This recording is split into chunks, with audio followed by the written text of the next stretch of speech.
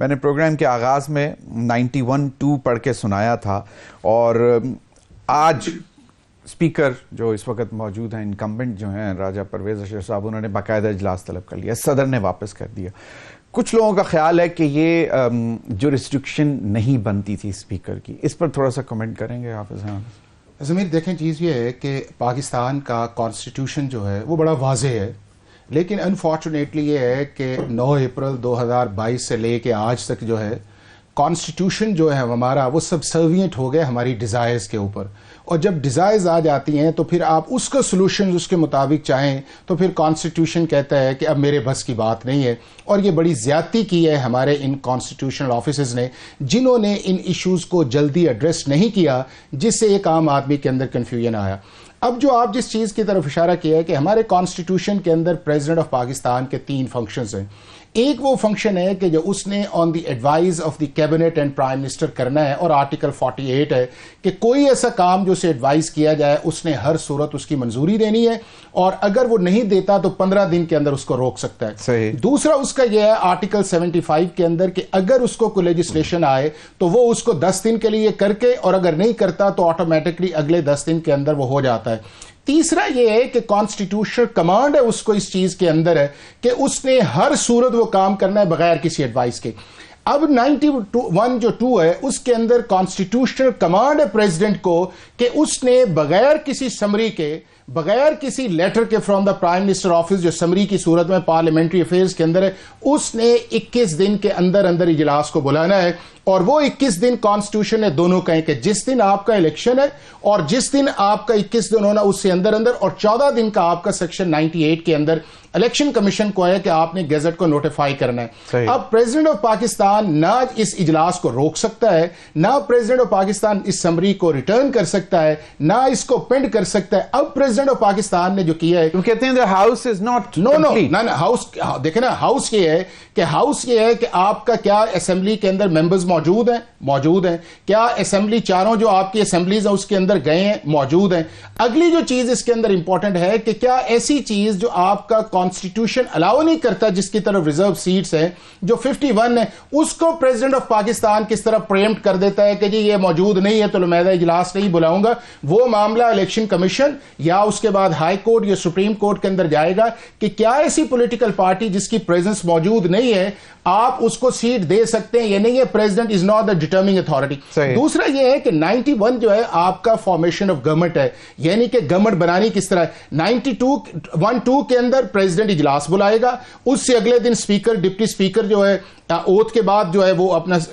Nominations लेगा, फिर prime minister का आएगा, और फिर उसके बाद जो है ये भी प्रेसिडेंट की डिस्क्रिप्शन नहीं है कि वो किसी पॉलिटिकल पार्टी कि जी आप गवर्नमेंट फॉर्म करें, 18वीं तरमीम के बाद चेंज कर दी है, और फिर उसके बाद ये है कि वो ओथ लेगा। अब हमारे प्रेसिडेंट साहब ने ये किया, ये है कि उन्होंने खुद ही उस चीज के ऊपर जज बने हैं, खुद ही प्रोसिक्यूट बने हैं, लेकिन उनका जो रिएक्शन है ये चौथी दफा पाकिस्तान के अंदर क्लियर कॉन्स्टिट्यूशनल वायलेशंस के अंदर आए। Number 1, Supreme Court of Pakistan ने पहले कहा जब आपकी वोट ऑफ नो कॉन्फिडेंस आई थी कि प्रेसिडेंट ऑफिस जो है उसको ये काम नहीं करना चाहिए था, और जस्टिस मियां खेल का एक नोट था। उसके बाद दूसरा उस चीज के अंदर आया कि जो आर्टिकल 63A के ऊपर रेफरेंस प्रेसिडेंट ने प्रेम्प्ट किया, जिसके ऊपर पूरे मुल्क के अंदर एक कंट्रोवर्सी चली, रीडिंग डाउन द कॉन्स्टिट्यूशन, ये वो आया, प्रेसिडेंट ऑफिस को रिस्ट्रेन करना चाहिए था कि यार वो सिचुएशन एग्जिस्ट तो करे, आपने उसकी तरफ गए। तीसरा आपके नेशनल सिक्योरिटी लॉज थे कि जिसके अंदर हुआ ये कि आपने क्या किया, उसके अंदर है कि आपके पास बिल आए, पड़े रहे,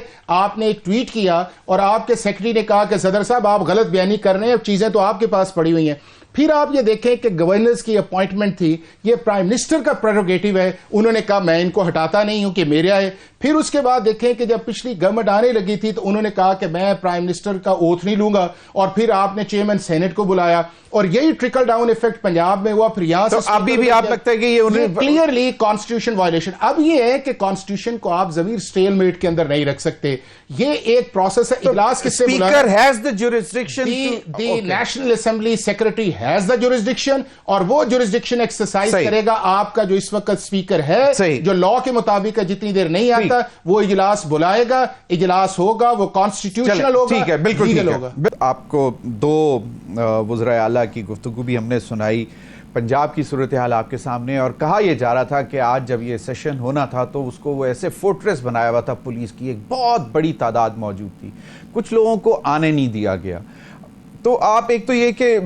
किस रूल के तहत अगर वो अरेस्टेड भी नहीं है तो उनको क्यों नहीं आने दिया गया, ये इसको थोड़ा सा एक्सप्लेन करें। और दूसरा जो सदर वाला मामला है, अगर अभी आप एड्रेस करना चाहते हैं तो अभी कर दें, वरना पहले ज़रा अब आपको क्या नज़र आ रहा है बहैसियत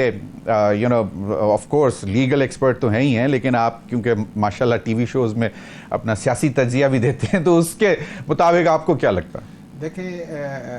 इसके अंदर एक बड़ी बिस्मिल्लाहिर्रहमानिर्रहीम एक बड़ी सादा सी बात है इस चीज़ के अंदर कि जिस एक पॉलिटिकल सिचुएशंस के अंदर ज़मीर हम पिछले 1-1.5 साल से गुज़र रहे हैं, उसको कूल डाउन उस टेम्परेचर को करने की ज़रूरत है, और हर लेवल पे उसको ज़रूरत है। उसको इंस्टीट्यूशनल कूल डाउन करने की भी ज़रूरत है, उसको पॉलिटिकल पार्टीज़ के अंदर भी कूल डाउन करने की ज़रूरत है, और उसके अंदर जो इम्पॉर्टेंट चीज़ है वो है पॉलिटिकल इंगेजमेंट्स। और इंगेजमेंट्स ही किसी भी डेमोक्रेसी के अंदर बड़ा एक इम्पॉर्टेंट चीज़ है कि वो चीज़ों की सिस्टम की स्ट्रेंथ वो होती है कि जब आप इंगेज करते हैं, आप हेल्दी डिबेट्स के अंदर जाते हैं, चूँकि प्राइमरीली आपका ऑब्जेक्टिव ये होता है कि जो लोग आपको इलेक्ट करके भेजे हैं उनकी वेलफेयर के लिए आपने काम करना है। अब मैं समझता ये हूँ कि जिस तरह का जस्टिस जो है वो आज चीफ मिनिस्टर ने दिया है सिंध वाले ने, या जिस तरह पंजाब के चीफ मिनिस्टर ने दिया है, तो इनको अल्फाज की हद तक नहीं रहना चाहिए। इनको एक जिस तरह होता है ना कि ऑप्टिक्स में नहीं जाना चाहिए, इनको रियलिटी के अंदर आना चाहिए। और दूसरी साइड को भी इस चीज़ के अंदर करना चाहिए कि जो एक कन्फ्रंटेशन की पॉलिटिक्स उन्होंने जारी किए रखी है, जिसके अंदर ना उनका पॉलिटिकल पार्टी से इंगेजमेंट था, ना उनका जो है वो इंस्टीट्यूशन जिसके अंदर वो रह रहे थे उनके अंदर इंगेजमेंट था, यानी कि पार्लियामेंट्री फॉर्म ऑफ गवर्नमेंट के अंदर जिसको डिस्ट्रस्ट करके वो सिस्टम से अंदर बाहर आए। और फिर उसका जो टारगेट था वो पाकिस्तान के स्टेट इंस्टीट्यूशंस बने, जिसमें हमारी जुडिशरी भी बनी, जिसमें अंदर मीडिया भी बना, जिसके अंदर हमारी इस्टेब्लिशमेंट भी बनी। उनको भी रीथिंक करना चाहिए इस सारे प्रोसेस के अंदर कि यार इनफ इज़ अनफ, अब एक प्रोसेस के अंदर हम आए, इलेक्शन हो गए, हमारा मुल्क फर्दर मुतहम्मिल नहीं है। जहाँ जहाँ पे कंप्लेंट्स हैं या मैल प्रैक्टिसेस हैं अबाउट इलेक्शन, उसके लिए इलेक्शन कमीशन ऑफ पाकिस्तान के बाद जो अगला फोरम है वो इलेक्शन ट्रिब्यूनल्स है, और वहाँ के ऊपर आपके सर्विंग सिटिंग जजेस हैं जो हाई कोर्ट के वहाँ पे बैठे हैं। और इस प्रोसेस के अंदर भी आपने देखा कि जब रिटर्निंग ऑफिसर्स ने नॉमिनेशन पेपर रिजेक्ट किए तो तकरीबन 85 से 90% जो थे वो केसेस जो थे वो जो हाई कोर्ट के जजेस से उन्होंने उन्हें ओवरटर्न किया और फिर सुप्रीम कोर्ट के अंदर गए। हाँ, एक चीज़ है कि जो हमारे मुल्क के अंदर एक लंबा इलेक्शन पटिशंस का मामला चलता है, इसे कट डाउन होना चाहिए। लॉ के अंदर 120 दिन का पीरियड है, और रिस्पॉन्सिबिलिटी जो है वो उन क्लाइंट्स की भी है, वो पार्टीज़ की भी है, और सबसे इम्पॉर्टेंट है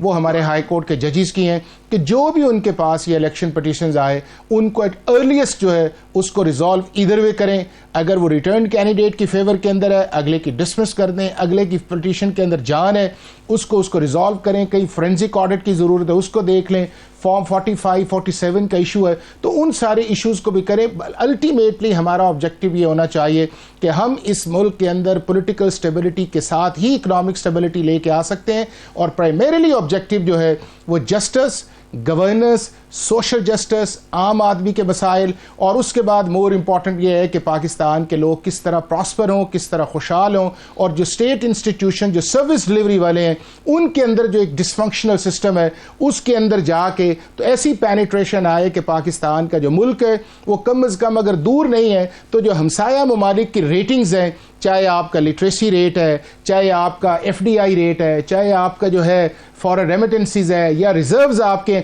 उनको तो हम फॉलो करें। और जो हमारा आउटडेटेड सिस्टम है 1860 का पुलिस का, 1898 का इसका ज़ाब्ता फ़ौजदारी, 1908 का आपका सिविल प्रोसीजर कोड, 1940 का आपका आर्बिट्रेशन एक्ट, इसको भी रीथिंक ओवर करें।